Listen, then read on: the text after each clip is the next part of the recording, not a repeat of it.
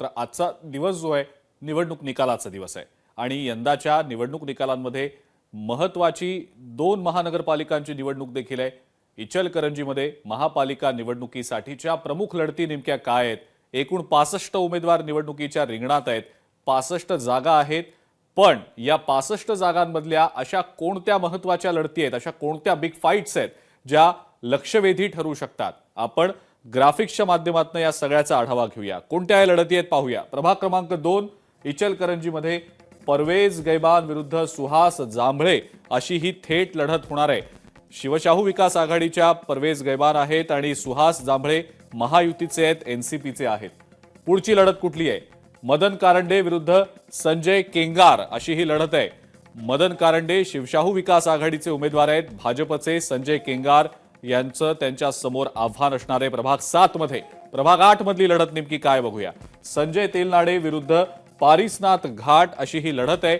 पारिसनाथ घाट भाजपचे उमेदवार आहेत, संजय तेलनाडे शिवशाहू विकास आघाडीचे उमेदवार आहेत। पुढची लढत बघूया। प्रभाग क्रमांक 9 मधली राहुल खंजिरे विरुद्ध उदय धातुंडे अशी ही थेट लढत होतीये। राहुल खंजिरे शिवशाहू विकास आघाडीचे उमेदवार आहेत, उदय धातुंडे हे भाजपचे उमेदवार आहेत। पुढची लढत प्रभाग क्रमांक 12 मधली संजय कांबळे विरुद्ध नितेश पवार अशी ही थेट लढत होतीये।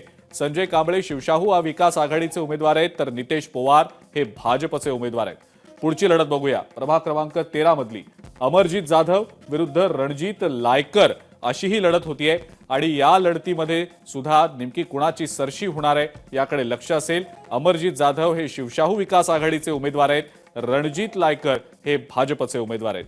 पुढची लढत कुठली आहे बघूया। पुढची लढत आहे प्रभाग क्रमांक 15 मधली हिमानी चाळके विरुद्ध ज्योती पाटील अशी ही थेट लढत होतीये। हिमानी चाळके शिवशाहू विकास आघाडीच्या उमेदवार आहेत, ज्योती पाटील हे या भाजपच्या उमेदवार आहेत। इचलकरंजी मधल्या सर्व ठिकाणी शिवशाहू आघाडीचे नेते मदन कारंडे आणि भाजपचे नेते राहुल आवाडे यांची प्रतिष्ठा पणाला लागलेली आहे। भाजपकडनं दावा होतोय इचलकरंजी पालिकेमध्ये भाजपचीच सत्ता येणार असा हा दावा आहे।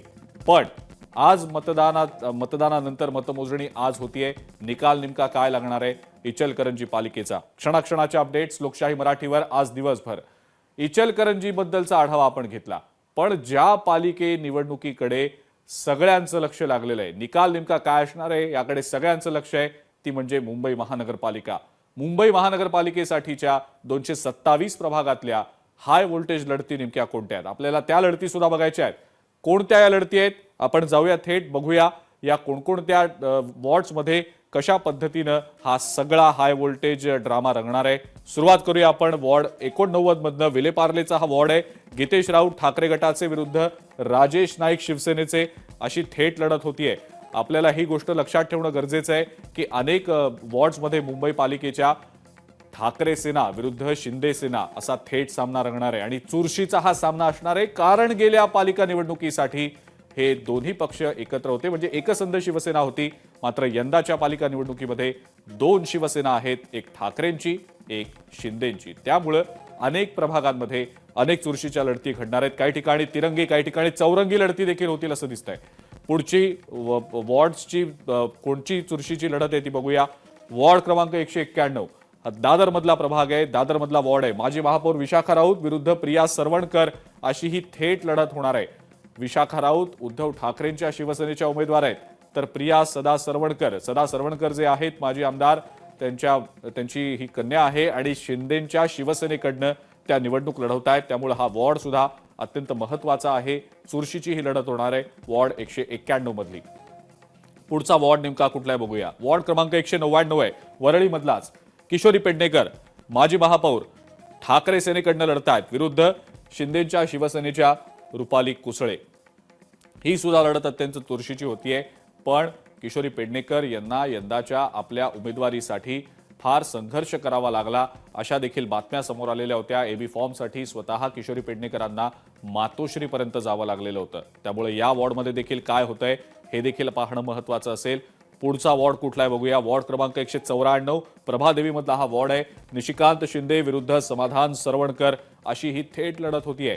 निशिकांत शिंदे ठाकरे सेनेचे उमेदवार आहेत, तर सदा सरवणकरांचे चिरंजीव समाधान सरवणकर शिंदे यांच्या शिवसेनेकडनं निवडणूक पुन्हा लढता आहेत आणि ही लढत सुद्धा अत्यंत चुरशीची होणार आहे. पुढचा वॉर्ड कुठला आहे बघूया. वॉर्ड क्रमांक 114 विक्रोळीचा हा वॉर्ड आहे. राजुल संजय पाटील विरुद्ध सुप्रिया घरत अशी ही थेट लढत होतीये. ठाकरे सेनेच्या उमेदवार आहेत राजुल संजय पाटील. खासदार संजय दिना पाटील यांच्या त्या कन्या आहेत.